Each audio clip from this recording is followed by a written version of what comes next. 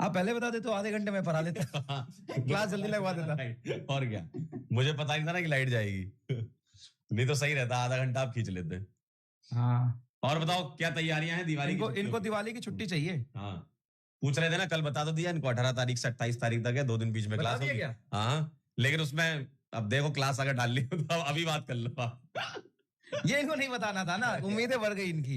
इनको पहले बताना 6 दिन का है। अच्छा, हाँ, और 4 दिन क्लास आएगी। कम से कम ये कुछ रिवाइज कर लेंगे, बैकलॉग क्लियर कर नहीं, कुछ नहीं करेंगे। आपको लगता है इतने सिंसियर ये होते और इतना खुद से ये पढ़ाई कर पा रहे होते, इनका बैकलॉग क्यों होता भाई? इतनी बेइज्जती ये तो अगर ये खुद से अगर ये थोड़ा भी सिंसियर होते। सही बात है। और खुद मोटिवेट होकर पढ़ाई। नहीं, अभी आप पोल करा लो। एक क्वेश्चन देता हूं मैं कि जिस दिन क्लास नहीं होती है उस दिन आपके 24 घंटे की एफिशिएंसी, और जिस दिन क्लास हो जाती है, ठीक है ना, उस दिन आपकी 24 घंटे की, चाहे 1 घंटे की क्लास क्यों ना हो जाए या मास्टर 1.5-2 घंटे पढ़ाने दे, उस दिन की एफिशिएंसी कौन सी अच्छी होती है? ऑप्शन तो तू पहले वोट कर दिया, थम्स अप थम्स डाउन। नहीं तो थम्स अप थम्स किस में करना है ये तो बताइए ना। ये बताइए ना। तो प्रोडक्टिविटी किस में ज्यादा? ऑप्शन दे देता हूं ना। ए क्लास के साथ अगर 1 घंटे मास्टर पढ़ा दिया तो बिना क्लास के तुम बिना क्लास सुनो बताओ। ये मत सोचना कि तुम जब मुझे बताना कि क्लास है तुमसे 1 घंटा पढ़ना पड़ेगा, नोट्स बनाना पड़ेगा, तो कैसा सोचता है। और नहीं होती तो मैं ये कर लेता वो कर लेता। क्या कर लेते वो वाली बात नहीं है। खाली नहीं कि तुम ये कर लेते वो कर लेते। तुम ये बताओ, तुम बस ये बताओ पोल में कि कितना कर पाते हो प्रैक्टिकली। आज तक कम से कम हुआ होगा ना कि 2-4 दिन कभी क्लास नहीं होगी। उसकी सिंगल चॉइस वाला क्लास के साथ एफिशिएंसी ज्यादा कब होती है? क्लास के साथ बिना क्लास के।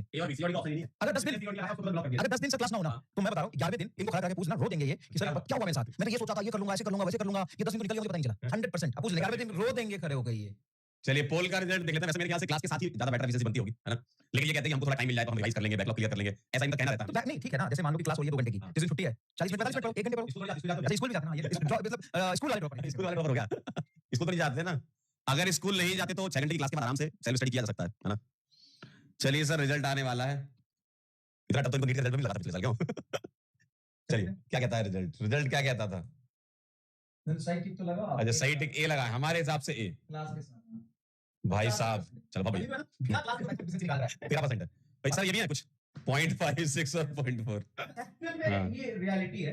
एक्चुअल में ये क्योंकि टाइम टेबल बन जाता है ना। ये सच्चाई है कि देखो, अगर मान लो टीचर रिवीजन ही करा दे या रिवीजन या टीचर क्वेश्चन का सॉल्यूशन असाइनमेंट का हो या होमवर्क सॉल्यूशन दे रहा है या कुछ भी दे रहा है, तो उसके साथ लग के आप 1 घंटे में या 2 घंटे में जितना काम करते हो ना, उतना आप शायद घर पे अकेले बैठ के 4 घंटे में करते हैं। सही बात है, बड़ी सिंपल सी बात है। अच्छे से कवर हो जाती है चीजें, है ना? क्लास के साथ चीजें ज्यादा। अच्छा, ऐसा नहीं है कि मैं इसलिए बोल रहा हूँ कि हमें सिलेबस खत्म करना है। वो तो करना है, 2 साल का सिलेबस 1 साल में करना है। एडवांस से लेके जे नीट तक और एकदम बेसिक से लेके एडवांस तक जा रहे, सारी चीज कवर कर रहे हैं, सब कुछ आपको क्लास में करा रहे हैं।